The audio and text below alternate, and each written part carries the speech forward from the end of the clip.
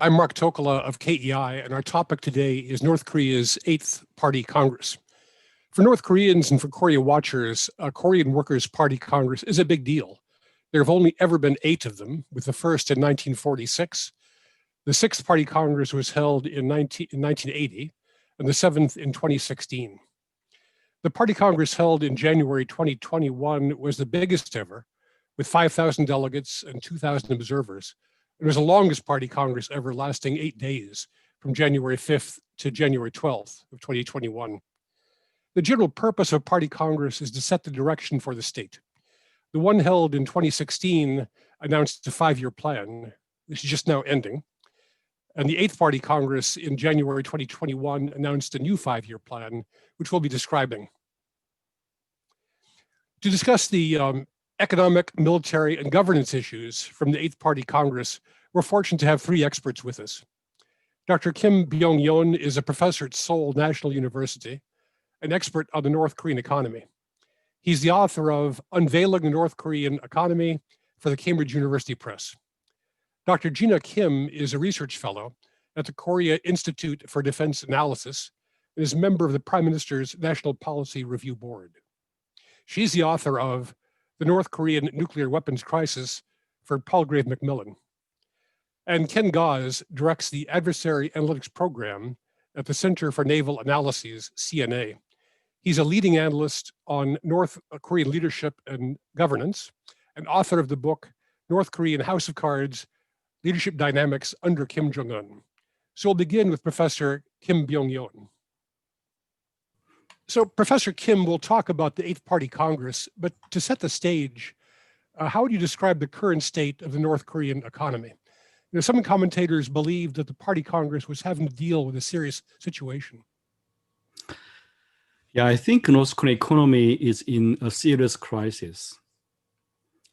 I evaluate its GDP decreased about 10% from 2017 to 2019. And may have decreased by 5 to 10% in 2020. So under these circumstances, Kim Jong-un might have realized a need to mobilize popular support for his leadership and to demonstrate ability and willingness to overcome this economic crisis. So I agree with that commentation. Okay, Kim Jong-un said in his opening speech that for the 5-year plan that's just ending, and I'll use his words, almost all sectors fell a long way short of the set objectives. So is it normal for a North Korean leader to admit that kind of failure, and who or what was he blaming? It's rather rare, I think. He seems more frank than his father and grandfather. You know that he apologized for his lack of ability several times. If I'm not mistaken, a significant underfulfillment of economic targets was reported last year, August last year, at the Central Committee meeting of the Workers' Party. Kim Jong-un admitted this more clearly in the 8th Party Congress, saying that tremendously underachieved the objectives set by the 5-year strategy for national economic development. So it's rather rare. Was he taking personal responsibility, or was he blaming his own government, or blaming the sanctions or the weather? How do you explain the failure? Well, I think the failure, he appeared to blame for others. For example, people are lazy, not that creative to overcome economic difficulties. Corruption is there as well. So he emphasized the importance of understanding local conditions and to make realistic plans reflecting local conditions. So he blamed the bureaucrats, he blamed lack of willingness, etc. Also, he ascribed the problems to the sanctions, the pandemic, and the natural disasters. And so altogether, my feelings that he does not blame himself, but blame the others. Mm. Yeah, things are not going well. I was surprised they couldn't even open the Pyongyang General Hospital in time for the 70th anniversary of the party commemorations, because that was going to be the big flagship project, and they couldn't even do that. That's right, yeah. Okay, the Eighth Party Congress announced a new 5-year plan. So how important actually is that? Are plans followed in practice? I have seen many 5 years plans. I studied the Soviet economy. So I read a lot of documents related to 5 years plan. So I am rather skeptical of the significance of 5 years economic plan in socialist countries. It was quite imperfect, even at the early stage. Over time, the usefulness of economic plans become more limited, and their being realized in practice got more difficult. Center planning of so many items to produce in a coherent way was fairly impossible. In addition, the informal economy became more important, which is not controlled by planning. Goals suggested by the new 5 years plan announced in Eighth Party Congress, I think will be more difficult to achieve because of the sanctions and the continued pandemic. So even though it's important politically, I don't think it will be realized easily. Okay, the new 5-year plan that they announced in January promises improvements in everything: science, education, public health, railway infrastructure, power production, agriculture, and more. But Kim Jong-un said that, and I'll quote here, "The central task of the new 5-year plan is to promote economic revitalization by holding fast to the metal and chemical industries as the main link in the whole chain of economic development." So what do you make of that? Is that something new or different? If you read the Seventh Party Congress document, it emphasizes the role of energy. This time is metal and chemical industries. I understand why they want to increase metal and chemical production. These are like the backbone of industries, exercising large forward and backward linkages, which is critically important to develop the self-reliant economy. However, how to increase production in these industries remains largely unanswered. It may be possible to allocate more resources in these sectors than before and to increase production, but it sounds a repeat of failed Soviet policies like shock work, like Russian Udariny Trud. But real constraints lie in all the capital equipment and shortage of spare parts and oil, which are not available without import from abroad, and thus incompatible with the self-reliant economy. So although I understand why they pinpoint or point out the importance of these industries, but I think it's quite difficult to achieve such a goal. Okay, there's a lot in the Eighth Party Congress speeches about increasing cabinet responsibility, about stronger planning, about more discipline, about meeting state procurement quotas. So some commentators interpret that as meaning a shift towards more state control of the economy and a turn away from any market liberalization. Do you agree with that interpretation? I agree. In Seventh Party Congress, responsible system of socialist enterprises, a kind of decentralization was mentioned, but not in Eighth Party Congress. Instead, there are more emphasis on state control. One example is an attempt to restore socialist commerce. This indicates that the state will observe informal market trading into formal one, and thus take more control of market trading. I understand why they try to implement this policy. If it succeeds, this may help to increase state budget revenue and to develop socialist financial system. And banks utilizing revenue from official retail shops can lend financial resources to socialist enterprises. But I doubt whether it will be successful. The most important reason is a political economy aspect. We know that a majority of jobs held by households are directly and indirectly related with informal market trading.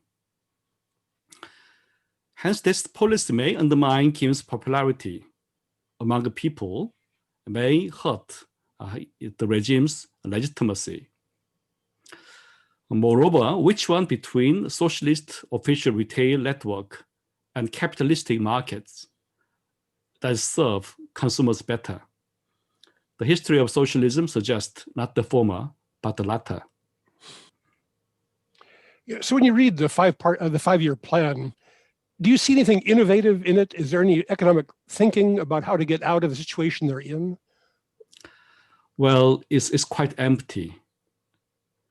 I think it's the emphasis on metal and chemical industries is rather new.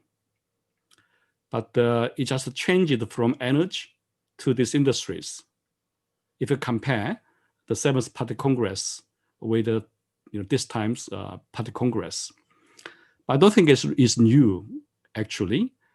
If it's really new, I would have expected a kind of path to reform and opening up.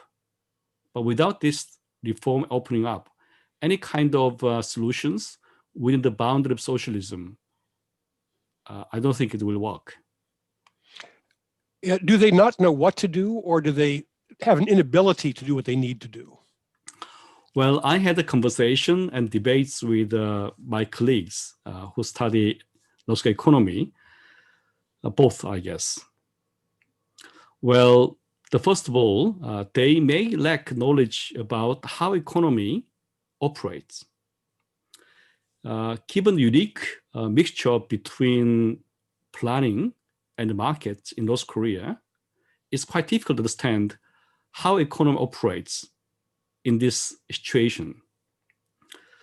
Well, in such a case, they may think going back or reversal to familiar past, such as restoring the old socialism, may work. They may genuinely believe this could work. Or, well, this time our problem is the sanctions imposed by the United States and the UN. Therefore, we pretend we can overcome these difficulties. And, they try to demonstrate their willingness and ability to overcome difficulties. In that way, they try to keep upper hand, grab upper hand on negotiations. That is a kind of pretension. So both may, or one of these two.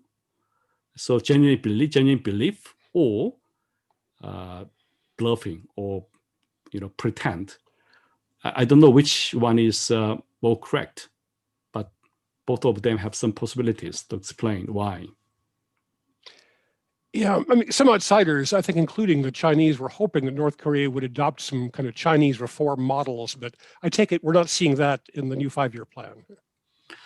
Well, I wrote a column before this Party Congress and explained why they have to choose that path. Otherwise, there is no hope. But to my disappointment, they haven't chosen that path. And I felt they a bit reversed the advancement. Well, we have seen some pragmatic approach to markets, but this time they try to hold more grip on the economy, more state control. This is, I think, a reversal, not advancement.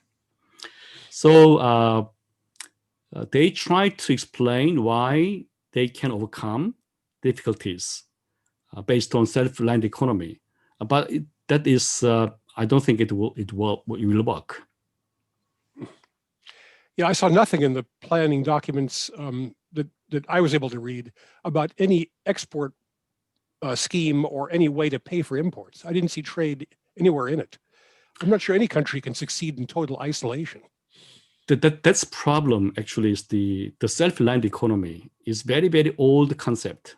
We know dependent theory in 1970s, right, but that all failed.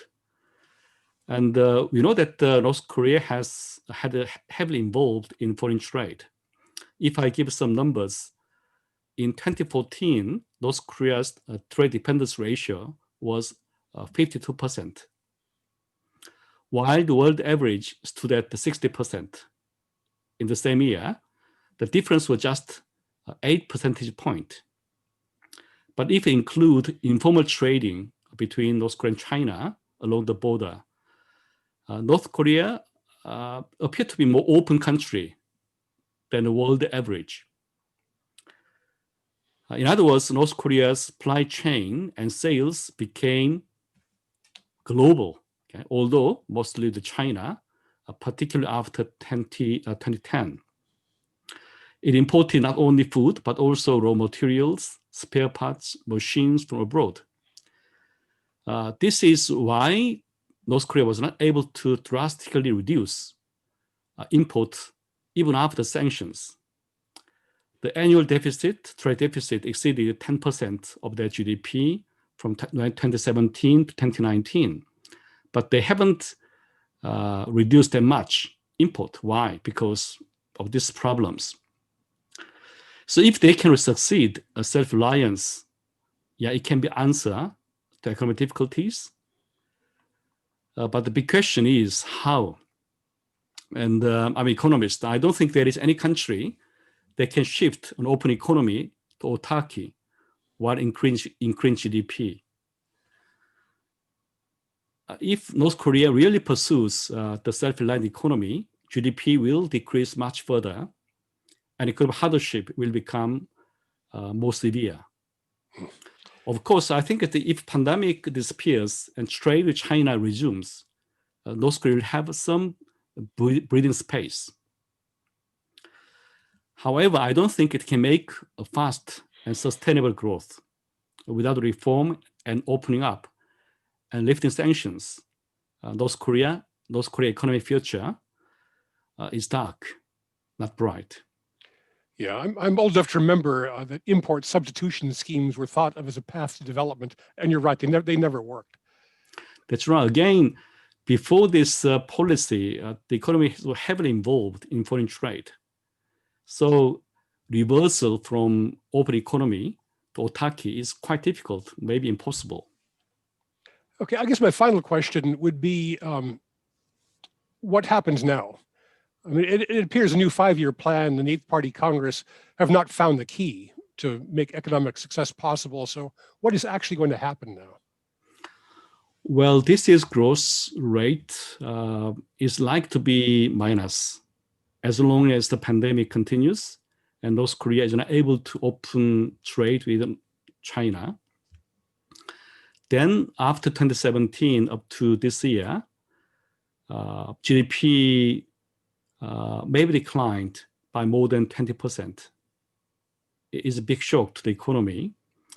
We have seen some fluctuations in exchange rates last year. It still continues. Also some rumors about the health conditions of Kim Jong-un. And this kind of news or some events may more frequently emerge. So they are in dire conditions, and we have to expect more noises, more fluctuations come from economic side of North Korea. And the Kim Jong-un has to face this kind of challenges. One thing he may lean on is Chinese help. So if North Korea economy is really better condition, the China may help out by providing some assistance in the form of humanitarian assistance. This gives kind of breathing space. But I don't think China, well, unless US-China relations becomes very, very bad, China does not provide very sufficient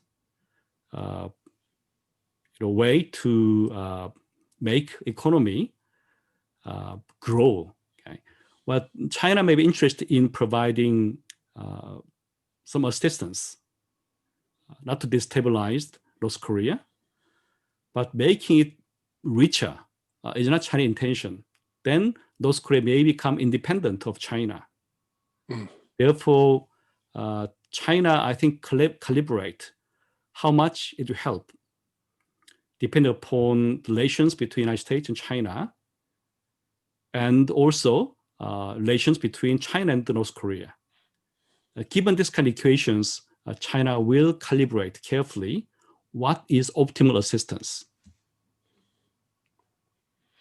Yeah, I've been concerned for a couple of years now about malnourishment and malnutrition in North Korea. I mean, it looks to me like they've got a serious food problem.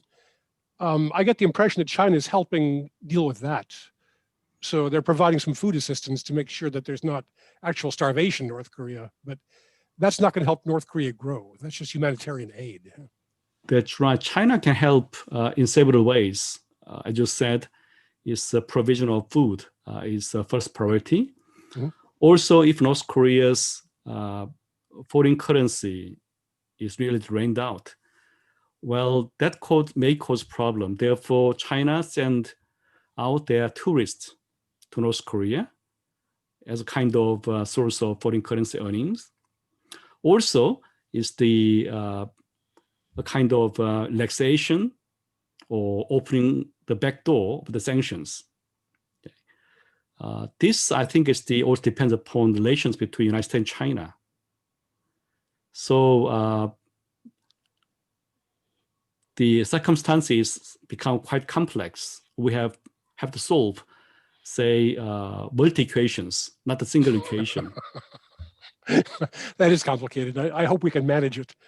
Yeah, we have learned how to solve, simultaneous equations. And I emphasized in several conferences, well, you have two equations. One is urgent, maybe less important, but the other one is more important, but less urgent. Which one you want to solve first? I think many of us are trained to solve less important, but more urgent one. I think North Korea matter is that kind of thing. So if United States wants to solve equation with China first, it will take much longer. And then how about North Korea? If that problem is put aside, we will, I think, it's the missed opportunity. This opportunity is given by the sanctions and the pandemic, but pandemic will disappear within some years. Then the equations will become much more difficult to solve. So this year, I think next year are the optimal times. We have to concentrate on North Korea first. Okay, I think that's very wise, and I agree with you. It's always a policy dilemma to choose between the urgent and the important. Right. It's human nature to have to deal with that. Okay, this has been very informative. Thank you very much. Well, thank you so much, for very interesting and conversation. Mm-hmm. My pleasure. So we'll see you soon, I hope. So Dr. Kim, thank you for joining us to talk about the military aspects of the 8th Party Congress. At the Party Congress, Kim Jong-un offered a detailed list of weapons that North Korea intends to develop, including ultra-modern tactical nuclear weapons, hypersonic gliding flight warheads, multi-warhead missiles, military reconnaissance satellites, a nuclear-powered submarine, and land and submarine launched solid fuel ICBMs. So first, is it surprising to you that Kim Jong-un used the Party Congress to announce such a detailed weapons program? And how much of it sounds real to you and how much might just be rhetorical? Well, first of all, I can say that North Korea presents a long-term plan for the nation at the Party Congress, and all these plans are approved at the Supreme People's Assembly that follows right after the Congress. So this is just a normal procedure. So it's not entirely new that North Korea presents military plans. What's so unique about this year's Party Congress is that it made a very detailed disclosure of military achievements and plans, mostly about North Korea's tactical weapons with asymmetric capabilities against South Korea and its strategic deterrence capabilities against the US. Well, I think there can be some reasons behind this. First, the thing that I can think of is, in the absence of the regime's major achievement in the economic and social sectors, the leadership in Pyongyang continues to emphasize the military buildup. That is the only achievement that can inspire the pride of the people this time. When North Korea appointed Kim Jong-un as the General Secretary of the Korean Workers' Party at the Congress, it claimed that his major achievement lies in transforming North Korea into a world-class military power by realizing the completion of the country's nuclear deterrence. And the thing that I also think about is North Korea's emphasized self-realized more often than before, arguing that military strength ensures stable conditions for building a socialist country where North Korean people can live in peace. For doing so, North Korea may feel it necessary to maximize asymmetric capability vis-a-vis the allied forces. Also, North Korea seems to believe that the military is the tool of the politics. They argue at the Party Congress that the military capability becomes a powerful means to guarantee successful diplomacy. In the event of discussing denuclearization and arms control of the Korean Peninsula in the future, then North Korea may want to push for corresponding measures from South Korea and the US, non-unilateral disarmament. So for doing so, it may see it necessary to increase their military capabilities. Is it just a rhetorical gesture or a real plan? Well, North Korea tried to clearly convey the message that it increased nuclear deterrence, removing some ambiguity actually regarding its nuclear and missile capability. There have been debates in the international community over North Korea's securing MIRV technology, but this time North Korea made it quite clear that it reached the final phase of its research program. We are hearing very detailed plan actually, and North Korea's ICBM Hwasong-16 is believed to be capable of carrying up to 3 warheads. The claim that North Korea is close to mastering the technology cannot be taken lightly because it is believed to have conducted a test of system parts since 2017. We have seen suspicious activities in North Korea. Of course, flight test is a different story, which involves some complex political and diplomatic calculations, but there can be some research and development there. And it is expected that North Korea will make a careful decision to conduct a test of long-range missile beyond research stage because it could lead to another chaotic situation on the Korean Peninsula and in the region. North Korea's claim about its ability to launch a strike from outside its territory also indicates the development and operation of SLBMs and new submarines. And it is known that North Korea has been seeking to modernize a mid-sized submarine. And this time, North Korea said that a nuclear submarine design research has reached the final stage. And at the military parade, North Korea displayed a new SLBM, which seems to have a longer range strike capabilities. Actually, the combination of nuclear submarine and SLBM with increased range can be considered a major deterrence against the US by the North Koreans. Is it possible? Not sure yet. Some may argue that these are simply expressions of North Korea's aspiration, but given North Korea's ability to build light water reactors and uranium enrichment facilities in North Korea, we can also say North Korea has some potential. We cannot rule out the possibility that it has secured a certain level of technology for nuclear submarine reactor and fuel production capability. And in my opinion, even without meeting international level state-of-the-art technology, North Koreans' willingness to deploy nuclear submarines will be very, very high. And regarding hypersonic weapons capability, it is what North Korea is currently focusing on. Recently, North Korea opened up a research center to develop hypersonic rocket technology. It's been a while since we began to pay attention to North Korea's potential capability in this field. because that can pose challenges to the existing missile defense in the South. Okay, maybe for people who are watching who aren't steeped in military technology, can you describe briefly what a hypersonic weapon means? Hypersonic weapon is a very fast missile that can fly as fast as Mach 5. Okay, so it defeats anti-ballistic radars or missile systems. That's the idea.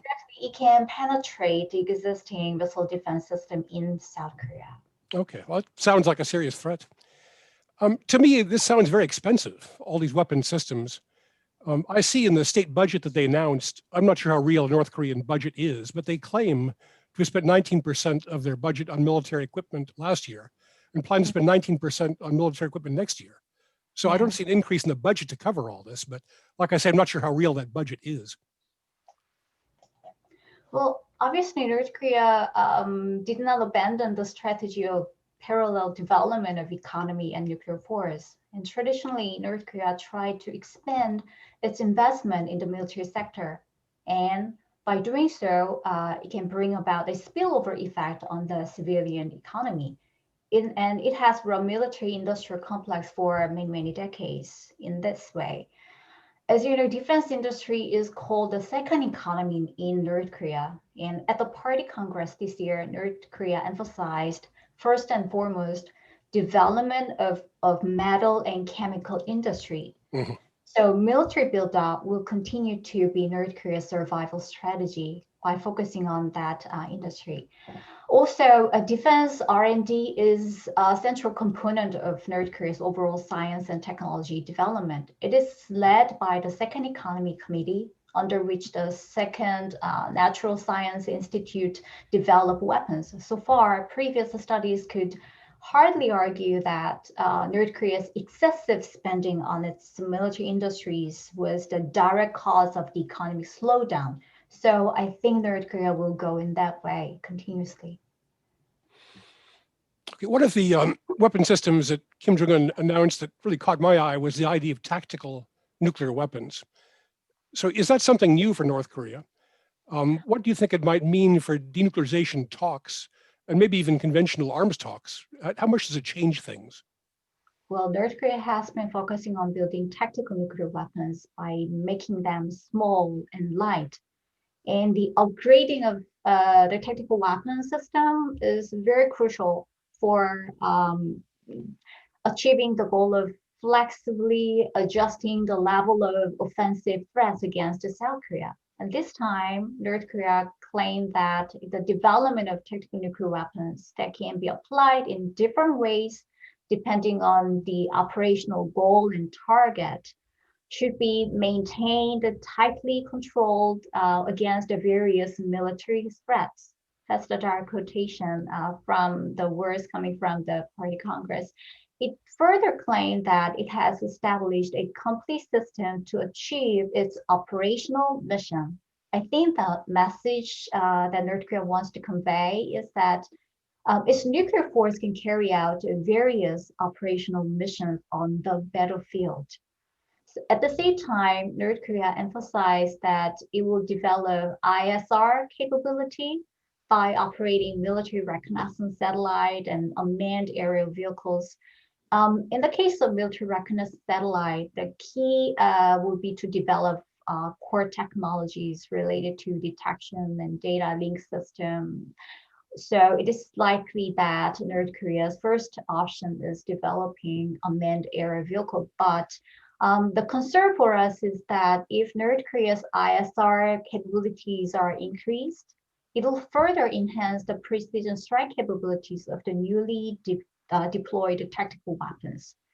And the US DPRK talks will cover nuclear weapons and strategic assets such as ICBM and probably SLBM. But in my opinion, when it comes to eliminating short-range tactical missile capabilities, then the right platform for arms control or arms reduction of these kind of weapons can be inter-Korean military dialogue.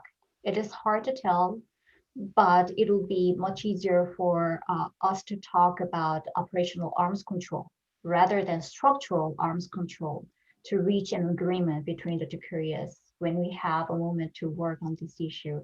Because how to operate all those weapons can be easier to talk about rather than we focus on scaling down the forces by limiting the number, types, etc. That is a very complex issue.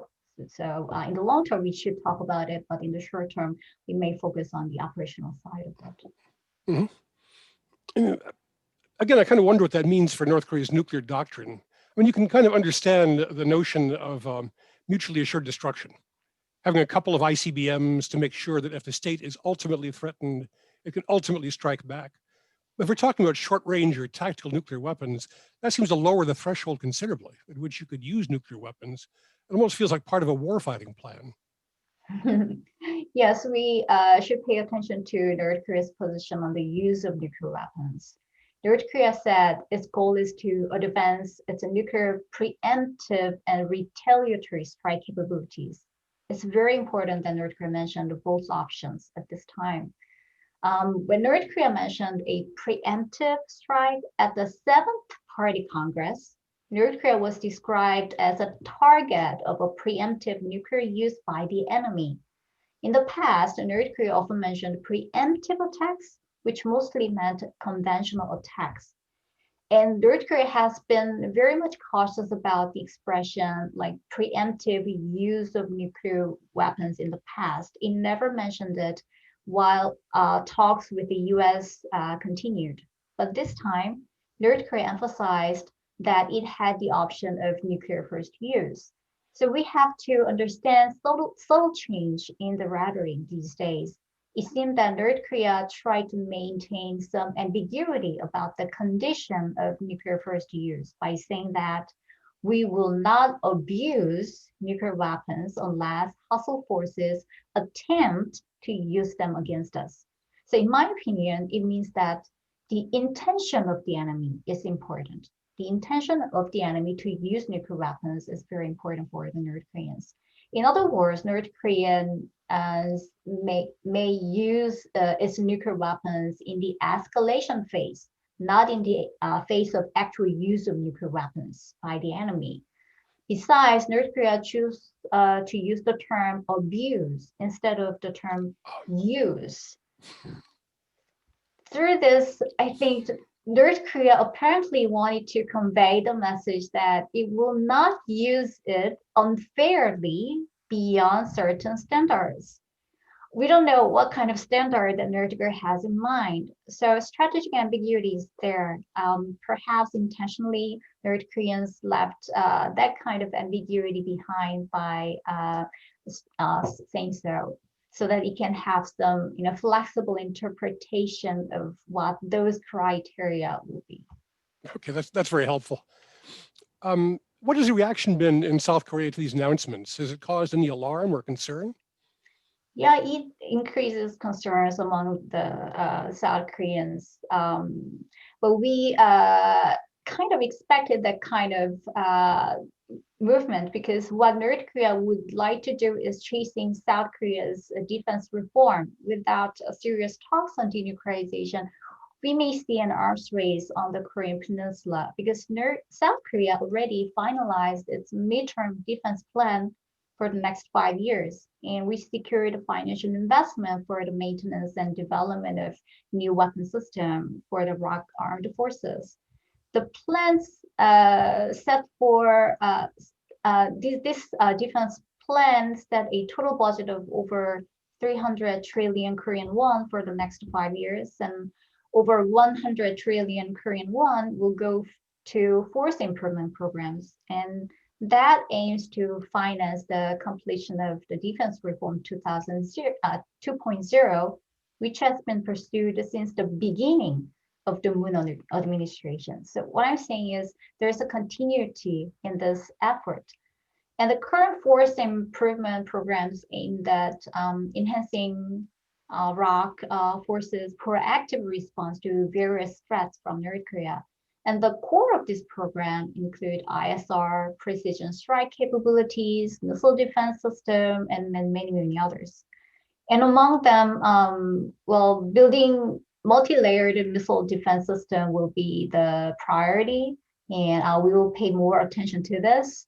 LSTEM, for example, will be fielded while the Patriot and Chunmye 2 and others will be upgraded to improve the capability. But I expect that there will be more discussions about building a nuclear-powered submarine because of the recent announcement made by them. Okay, that's all very interesting. I think there are Americans who don't follow this closely, who read about these announcements of new North Korean high capabilities and think that they seriously threaten South Korea, that South Korea must be very worried about North Korea's overwhelming military force. It's a good reminder that South Korea also has a very capable and large military establishment. And it's good at its own defense. Yes. And what do you think this means for the US South Korean Combined Forces Command? Does it affect our joint planning? And what does it mean for the US presence on the peninsula?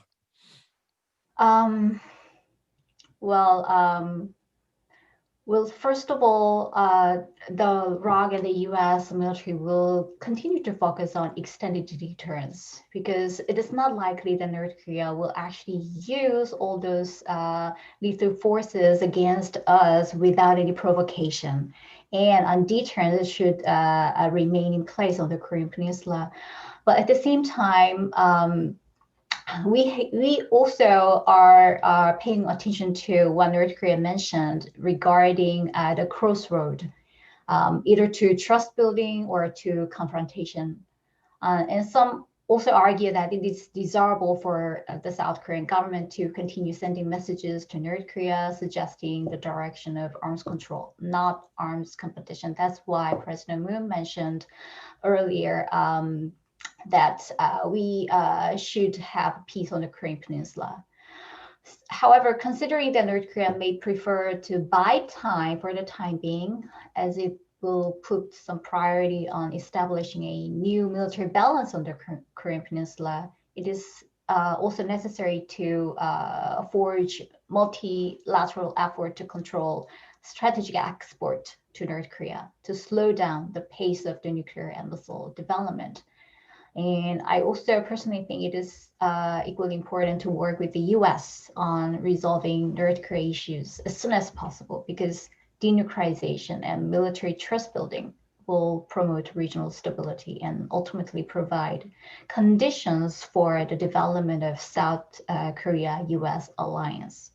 So I think all things are interrelated, and we have to work on how to approach North Korea with some details. Okay, well, thank you, Dr. Kim. This has been very informative, and I have to say I find somewhat reassuring. Thank you. So thank you again. Okay, Ken Gause, party congresses are opportunities to announce new titles and to make new appointments. I guess the headline of the 8th Party Congress was Kim Jong-un taking the title of General Secretary. So how is that significant? Well, I think what it conveys here is that the party is being put back front and center within the regime, and there were a lot of clues to this.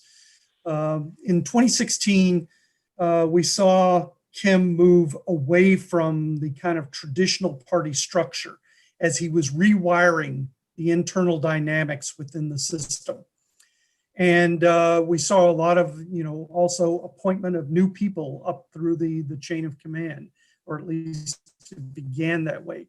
We saw the Secretariat, become the Executive Policy Bureau. We saw, various pieces of the equation kind of look a little bit different, with Kim taking, the title of party chairman. And now I think all of that internal reworking and rewiring, combined with the situation that the regime is in now with COVID and sanctions and really under the gun, where they want to reinstitute the party dynamics with it at front and center. So we see the Executive Policy Bureau return to the Secretariat. We see more of Kim's people come into key positions. We're now seeing authority push down the chain of command. Not power, but authority. And we're seeing, basically the system, the party system, really beginning to exert and oversee what's going to happen next in terms of policy. We are seeing policies being more centralized, surveillance being more centralized, the tamping down of the markets. It all really kind of comes down to a regime that is going into, is really battening down the hatches. And I think we saw with the return of the general secretary position, really kind of conveys that. We also saw something very interesting that I haven't seen really since 2014, which I think speaks volumes about what's going on, is we saw the return of the general department within the central committee department structure. The general department is basically the department that interacts between the general secretary's office and the party apparatus in terms of flow of information and power within the system. And we have seen that returned. It was there at the very beginning of the Kim Jong-un period, then it disappeared in 2014, and now it's reappeared, which is really a signal that the party is reassuming its former stature and organization. And I think that's why he chose to take one of the honorary titles away from his father, the general secretary, and place it above the secretariat, which is where it properly belongs, while leaving his father with the honorary title of the head of the National Defense Commission, which of course no longer exists. It's now the State Affairs Commission. Yeah, I was also struck by the distribution of responsibility down into the cabinet in much more detail. I spoke with Professor Kim Byung-yeon earlier about the new emphasis on cabinet responsibility for carrying out the next 5-year plan. I mean, cynically, you might assume that just sets up someone to blame if it doesn't work well. But does it say something about Kim Jong-un's governing style, that he's prepared to share responsibility with the cabinet or make them responsible for it? Is there more collective responsibility? Yeah, I think absolutely it does. I agree, absolutely it does. Yes, you can spread the blame, and that's what cynical, cynics like me and other people would say, yes, spread the blame. But we're seeing a lot of things that Kim Jong-un is doing in which he is distributing authority, not power, but authority through the system.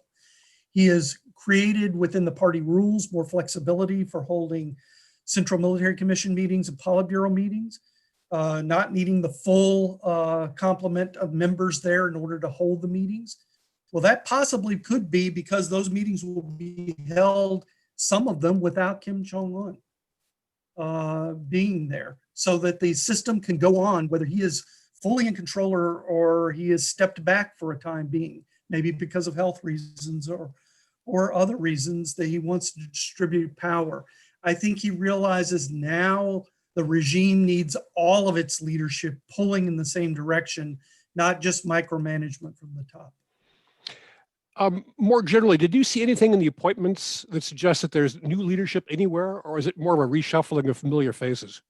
No, we've seen new leaders come into the key positions, as well as people that we have known for quite some time, like Jong-un, who is now being elevated. He was definitely the big winner in terms of promotions at this last 8th Party Congress, moving up to the Presidium of the Politburo, as well as the Central Military Commission and the Secretariat. So he is basically being put on top of key departments within the Central Committee apparatus, including the Organization Guidance Department. And that's one of the important things which a lot of people are really not talking about. The Organization Guidance Department has really been reined in over these last couple of years. Yes, it is still a primary and important department within Central Committee, the eyes and ears of the party on the system.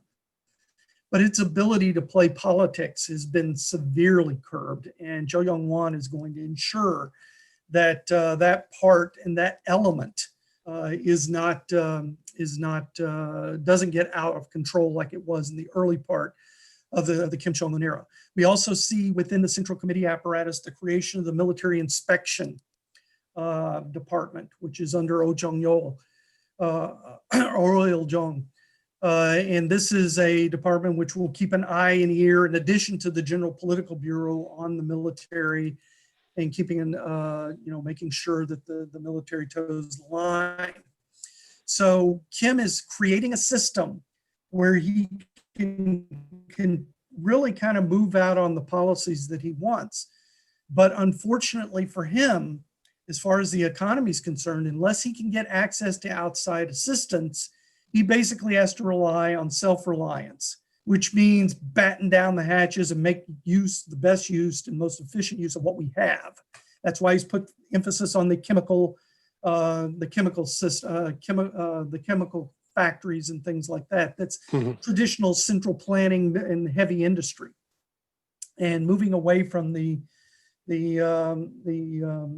markets and the Danju for right now, because there is, it's going to be very difficult unless they have that outside connection to the world, which is what he's hoping to do. But of course, that remains to be seen, and it depends on the United States playing ball. And it doesn't look like the Biden administration is going to go down that path. So right now, they're going to have to kind of batten down the hatches. Yeah, as Professor Kim and I spoke about earlier, there was nothing in the party documents about developing exports or paying for imports. That this whole party Congress fifth plan is about self-reliance, self-sufficiency, autarky. And that really is a isn't much of major a step back from the last 5-year plan. And that really isn't assumptions that undergirded the last 5-year Yeah. plan. One of the other headline questions that came up was what happened to Kim's sister, Kim Yo-jong. She did not get named to the 30-member Politburo. I'm skeptical she was demoted. She was very prominent at the party Congress, but what do you make of it? Yeah, I mean, you're absolutely right. This was not a demotion per se. Her power comes through informal channels, relationship obviously to her brother. She's the senior gatekeeper for her brother. That's where her power is. She's still, right after the Congress made a statement, really kind of swatting back the South Koreans and telling them to keep their nose out of North Korea's business. How many other people at that party actually spoke publicly within those channels to the outside world? Nobody. Right. Yeah. So that really shows that it doesn't matter whether she was on the Politburo or not the Politburo. It doesn't matter. She was taken off the Politburo to send the signal to the outside world that basically we are not ready for engagement right now.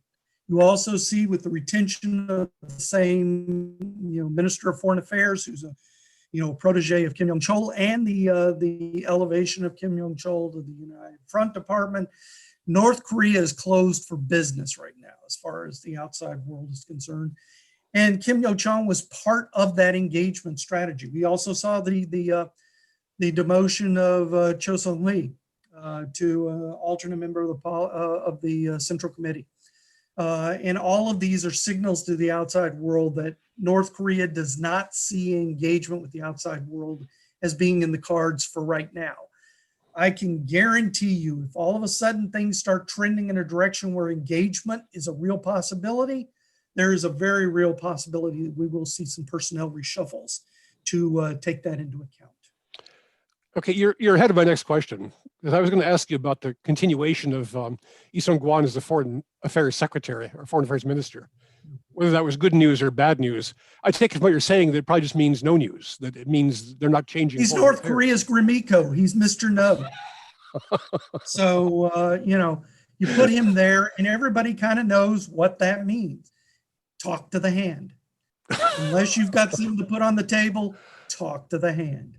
So yeah, I see that as a very clear signal that they're just not willing to at least have overt channels. That doesn't mean that they're not willing to do back channels. And I was very interested to hear, President Biden's nominee for the CIA as somebody who believes in possible back channels, because usually those will come through intelligence channels. It'll be interesting to see if they reopen the New York back channel. But we're not expecting to see summits anytime soon. But North Korea is going to kind of want to know, is Biden just going to return to strategic patience and a demand of denuclearization and CVID? Or is he going to be a little bit more flexible in looking for the art of the possible for engagement? And I think North Korea is willing to give up parts of their program if they think they can get significant sanctions relief. But they're not going to do it for nothing, and they're not going to do it first. They expect the United States to make the first concessions, and then they will fall in after that. Otherwise, they will lean toward China. Yeah, I hope there's early communication between the Biden administration and Pyongyang, and I hope we don't hear about it. I hope it's done through quiet channels, like you said. North Korea is going to need to show some patience at this point, because it's going to take time for the Biden team to work through its policy reviews. And so North Korea's going to have to wait. This is why I think that the Biden administration should engage with South Korea and give South Korea the lead to engage with North Korea right now. If South Korea has a blessing from the United States and even has some latitude for some sanctions relief to give to North Korea, they can keep North Korea somewhat in a box until the United States is ready to engage. If we just turn our back on North Korea and focus on the 1,001 other things we have to focus on, both domestically and in the foreign policy realm, at some point, North Korea will remind us that they exist. And probably Biden administration doesn't want to have to deal with that sooner than later. Right. Yeah, because symmetry doesn't seem to be in the cards anytime soon, you would think that one good thing to happen would be kind of a special envoy conversation. There are several people that President Biden could tap to be like a special representative for North Korea, but is there anyone in the North Korean hierarchy of whom you're aware that Kim Jong-un would trust to actually negotiate with an American interlocutor?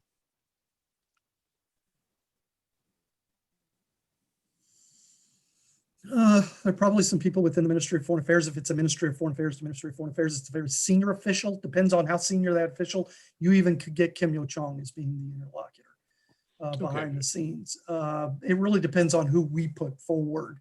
They will come with somebody either more senior or junior. You put somebody junior there, nothing's going to happen anyway. The North Koreans may or may not even find somebody to pass along as an interlocutor. That doesn't mean that they can't have some back channel communications, either through the New York channel or the intelligence channel, in order to pass some messages back and forth. Hopefully they're at least doing that. But we'll have to see. A lot of this is going to have to be on the United States really becoming creative in a way that we haven't been in decades in terms of how do we engage North Korea. After Hanoi, North Korea is going to be very reluctant to come to the table unless they got locked down solid, what they're going to get in return. Mm-hmm.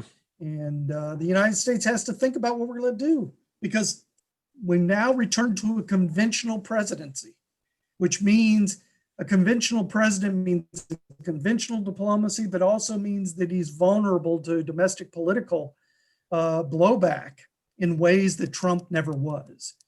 And that's going to make it very difficult for Biden to offer something up first, because the Republicans definitely will eat him alive, and many Democrats will eat him alive on Capitol Hill as well. Yeah, but I agree with you. The first step is to make sure that Washington and Seoul are on the same page. We really need to talk to South Koreans about how to move ahead. Because the Biden administration is more traditional, they're not going to surprise the South Koreans with any bold steps that they've not checked in advance on. So I think you're right. That's probably step number one. And then Washington and Seoul have to talk too about China's role. What would be constructive, not constructive, how they can help or not help. That's will have to be gone through. Yeah, my own personal opinion is keep China at bay for right now. Yeah. The problem that we have had with our North Korea policy and why it has not worked, and what we could do actually to actually score major points in terms of our leverage in the region, is to take North Korea out of a zero-sum game confined to the Korean Peninsula and put it as part of a larger regional strategy aimed at containing or dealing with the rise of China. Mm-hmm. If you engage North Korea in a very sophisticated way, you make it very difficult for China to do a lot of the things they want to do. But, as far as I know, there are not very many people in the policy community willing to go down that route, because it is a very, unconventional foreign policy strategy. But I think we're in an era where we're going to have to think out of the box. Yeah, well, Kim Il-sung was always a master at balancing Moscow off against Beijing. So if Kim Jong-un had some imagination, he could balance Washington off against Beijing in Well, that look what balance. happened when Trump agreed to meet Kim at the summit. China was on the phone that night saying, "We got to meet." It shows how they realize they're willing to say, "Everybody calm down and let's talk to each other," because they know the United States is not serious about engaging North Korea in a way that North Korea will reciprocate. The moment that we are, China gets very nervous. Mm. Okay. To get back to Eighth Party Congress and kind of before we wrap up, what did you make of the Eighth Party Congress and Kim Jong-un's leadership going forward? Is he now more firmly in control than he was before the Congress with this rebuilding of the party and this distribution of responsibility? Or do you see any checks on him emerging? No. When he rewired the system between 2016 and now, he basically elevated the Kim family above the party and very solidified and really kind of closed the door in terms of how the system worked between the supreme leader and the first echelon and the second echelon and so forth. And he has pretty much made his position pretty much impregnable within the leadership. Now, of course, his health becomes a matter of concern because he is the linchpin of everything. And if he becomes incapacitated or dies, the Kim family equities come into question and become vulnerable, or he becomes weakened in some way because of the health issue. But in terms of raw political power within the system, I really don't see where the opposition to him would coalesce. We've seen major turnover in the command and control nodes within North Korea. We've seen major turnover within the internal security apparatus and the command and control nodes within the internal security apparatus and within the party apparatus. There is no place where an opposition could really coalesce unless he becomes incapacitated or severely weakened because of his health. Yeah, I mean, he spoke for 9 hours, reportedly, at the party Congress, so he has some stamina. That's pretty impressive. That's up in Castro territory. But I'm still not sure we really understand his months-long absences from the last couple of years. I'm still not sure. Yeah, I think he has had I think he's had some health issues, and I think that's part of why the party rules were rewritten in certain ways. I think that's why he's devolving authority down the chain of command. He's spreading the responsibility throughout the system because he doesn't want to have to do things like his father did, which was micromanage everything, which is really takes a toll on your health. Mm-hmm. Okay, well, thanks, Ken. I think one thing this conversation reminds me of is that North Korea is worth watching because it does change. I mean, it's too easy to say that North Korea is never changing and the Kim's in charge, so what else matters? I mean, keep an eye on party congresses, watching individuals, looking at structures actually does tell you something about North Korea. Yeah, I think one of the interesting things that we need to understand as an international community in terms of our foreign policy experts and our security experts, which are now wholly focused on great power competition, China and Russia. China and Russia have certain things built into that relationship with the United States that really kind of puts guardrails on how far the relationship can shift in one direction or another direction. We like to talk about them a lot, especially within the Pentagon and other places, because it justifies our high-tech weapon systems and things like that. But when we think about where a crisis may occur, it most likely will be a place like North Korea. And if we take our eye off the ball there, we could find ourselves in a world of hurt very, very quickly.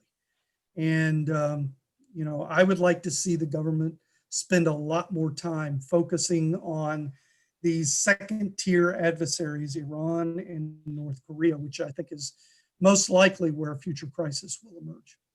Right, and not just the military hardware, not just the throw weights and warheads, but yeah, let's not let defense the governance policy become our national security strategy. Yeah. Okay, thank you very much, Ken. I appreciate it. So we'll stay tuned. There's still things to learn as we go over the outcome of the Eighth Party Congress. but I hope this has been a helpful introduction to the main points. To wrap up, I think what we've learned is North Korea is in a difficult situation. It has not been able to overcome its difficulties and really offered nothing new at the Eighth Party Congress would indicate that it has a way forward. What this suggests is that there is room for diplomacy. Thank you for watching, and please keep an eye out for future events on our website at keia.org.